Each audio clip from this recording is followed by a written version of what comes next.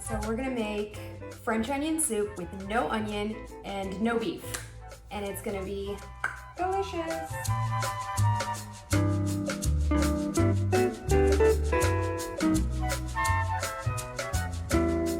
This is a celery root. You buy it like this at the grocery store. This is what it looks like. I'm gonna cut the outside off of it. I don't know if you're supposed to cut that part off. I'm gonna do it. I'm gonna cut it off. And then I'm gonna slice it up into thin pieces. Let's see. Go ahead and take the top off. You can see inside is white, right? Just cut around the edges until you have all of the dark part on the outside cut off. And then we're gonna slice it up. I'm gonna do my best not to cut myself. Don't judge my knife skills. I know it's amateur hour over here. Y'all know what I don't know how to do? Lots of stuff. Is there a right way? No. You just do whatever you want. So now we have this all cleaned up, and I'm just gonna cut it up into thin pieces about the same as however you would expect an onion to be. So this is gonna be the substitute for the onion. I'm positive that there's a better way to do this part, but I don't know it. So this is how I do it. You do it however you want. So take your 3 tablespoons of butter, and you're gonna heat that up in a pan. And then once that's melted, we'll go ahead and toss in the celery root and let that cook down. And we'll finish that off with a little bit of sugar and let that cook down a little bit more, since we're just trying to mimic that sort of the like sweetness that you get from onions when you cook them down. The texture is really good, but it needs a little bit more sweetness. While we're waiting for the butter to melt so that we can put the celery root in, we can go ahead and start on the mushroom stock, which is what we're gonna use for the broth. And it's so good. So put your mushrooms in, add your fresh herbs, clean up your little messiness.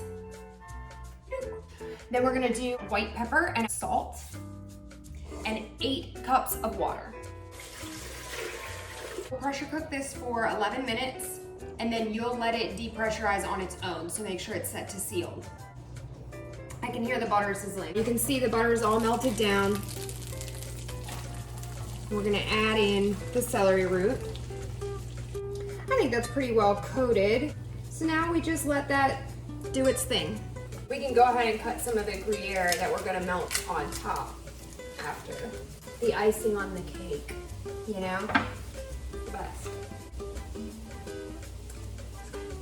The cheese is a pretty important part of this because the Gruyere has just specific flavor. So you want to make sure that you get the right cheese. It's a little bit pricey, but you know, that's the price you pay for onionless French onion soup. You could probably just let this sit, but I can't leave well enough alone. I gotta come over here and poke around at it a little bit, you know? Are you still there? You cooking up? Little cuties. When you go to season this, just keep in mind that everybody has like a little slightly different preference of what they like. You might want yours a little bit sweeter. You might want it a little bit more salty. I can tell by the color, they start to get a little brown. Here, I'll show you. So see, they're starting to get like a little golden brown. They'll just get a little bit and a little bit more dark. You see, it's like, it's getting soft, like the texture of the cooked onion.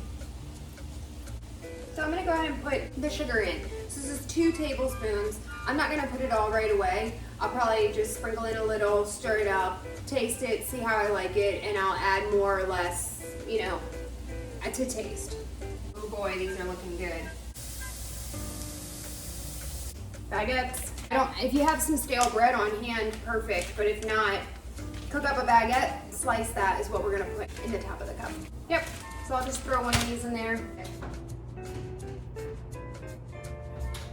This has been pressure cooked for 11 minutes and then left to sit. We're gonna strain the stock in a normal strainer, and then I like to take a fine mesh strainer and let it pass through one more time. I'm just gonna pass them through both at the same time, if that makes sense. So I'm gonna dump them through the mesh strainer, and then it's gonna go through the regular strainer, and then it's gonna land in this bowl. Oh, make sure you have the bowl under the strainer, because more than once I have dumped my stock right down the drain. I know, isn't that sad? It's a shame. It's a shame what happens up here when I'm cooking. Sometimes I just go checked out. Okay, so you got your mushroom stock here. So pretty. I like to ladle it over a little bit at a time in case I don't want to use all of it. That way it's not all mixed in together. I'm gonna just start with 4 cups. So this is red miso, kind of like a meatier flavor. This was in place of beef bouillon or something like that. We're gonna use miso. Plop that in, and then 3 teaspoons, or you can use tamari or soy sauce. Just make sure you did get that ball of miso to dissolve in here. Otherwise you'll have big pieces. Oh, it's so good. I'm gonna leave this just how it is and let it simmer on the stove for a bit. Just cook it down, just reduce it just a little bit. If you wanted to use the other 4 cups of stock, you wanted to make a bigger batch, I would just double up what you put in for miso and soy sauce. And then you just won't have as much onion in each bowl, but you'll have more broth.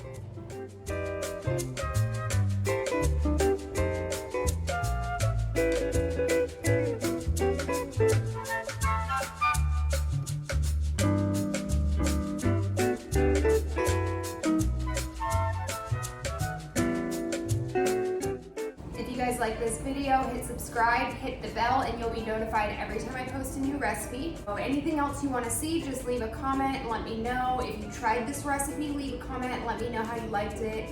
If you have any questions, I'm here for it.